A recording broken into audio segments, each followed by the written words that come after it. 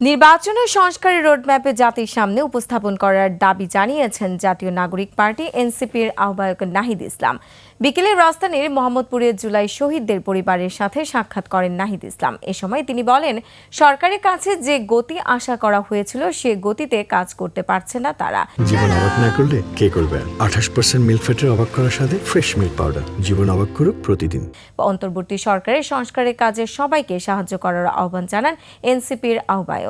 বলেন, গণ অভ্যুত্থানের পর মানুষের ভেতর দেশপ্রেম বেড়েছে, তবে কোনো রাজনৈতিক দলের কাছে এই সরকার দায়বদ্ধ না।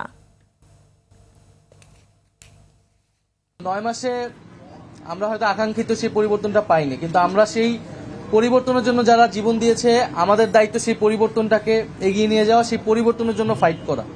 সরকারের দায়িত্ব অবশ্যই নির্বাচন দেওয়া, সেটা নির্বাচন সরকার তার সময় মতো দিবে, কিন্তু অবশ্যই নির্বাচনের আগে যেই প্রতিশ্রুতিগুলা এই সরকার জনগণের কাছে করেছিল, বিচার সংস্কার, সেই প্রতিশ্রুতিগুলো তাকে বাস্তবায়ন অবশ্যই করতে হবে।